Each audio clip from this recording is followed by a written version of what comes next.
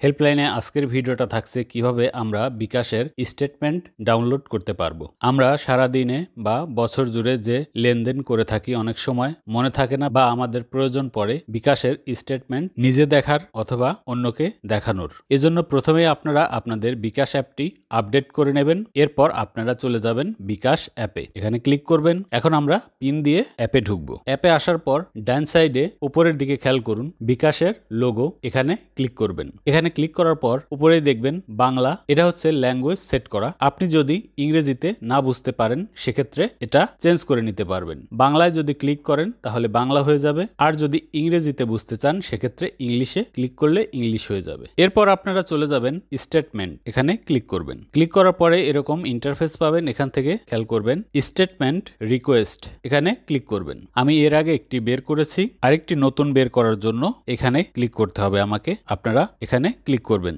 আর যদি আপনি এর আগে না বের করে থাকেন বা রিকোয়েস্ট না করে থাকেন তাহলে নিউ স্টেটমেন্ট রিকোয়েস্ট এটা প্রথমেই আপনাকে দেখাবে, ওখানেই ক্লিক করবেন। এরপর দুটি অপশন আসছে, এখানে প্রথম অপশনটা শর্টকাটে বোঝাবে আর নিচের অপশনটা ডিটেলস থাকবে। এটা আপনার উপর নির্ভর করছে আপনি কোনটা চান। আমার মতে নিচেরটাই ভালো হবে, ডিটেল স্টেটমেন্ট। আমি নিচেরটা ক্লিক করছি। এরপর এরকম ইন্টারফেস আসবে, এখান থেকে তিনটি অপশন আপনি পাবেন। প্রথমটা থাকছে অটোমেটিক, সেটা হচ্ছে লাস্ট 30 ডেজ, অর্থাৎ গত 30 দিনের স্টেটমেন্ট আপনাকে দেখাবে। এরপরে থাকছে লাস্ট 180 ডেজ, অর্থাৎ 6 মাস।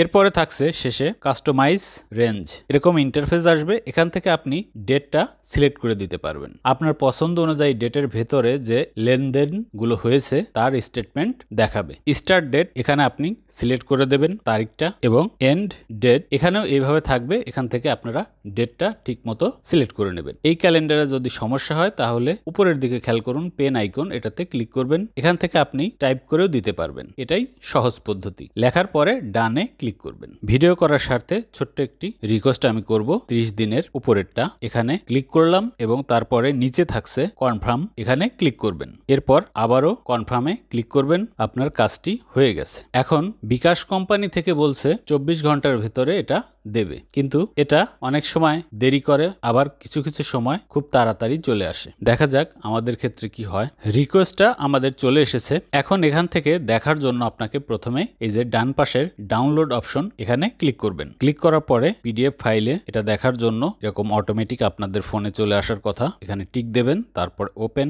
এখানে একটি পাসওয়ার্ড চাইবে। পাসওয়ার্ডটা কি সেটা নিশ্চয়ই আপনার প্রশ্ন থাকবে মনে। পাসওয়ার্ড হচ্ছে আপনি যে নম্বর দিয়ে বিকাশ অ্যাকাউন্ট করেছেন সেই নম্বরটা এখানে টাইপ করে দেবেন। দেখুন এখানে আমার স্টেটমেন্টটা দেখা যাচ্ছে এবং ডিটেলসে দেয়া আছে সবকিছু। এটা যদি এখান থেকে সেভ করতে চান তাহলে ডান পাশে উপরের দিকে 3 ডট, এখানে ক্লিক করবেন। এরপর ডাউনলোডে ক্লিক করবেন। এটা এখন ইমেজ আকারে আপনার গ্যালারিতে সেভ হয়ে যাবে। ভিডিওটি ভালো লাগলে অবশ্যই লাইক কমেন্ট দেবেন, শেয়ার করবেন বন্ধুদের মাঝে। আর যারা এখনো আমার চ্যানেলটি সাবস্ক্রাইব করেননি অনুরোধ রইল সাবস্ক্রাইব করবেন। ভালো থাকবেন, আল্লাহ হাফেজ।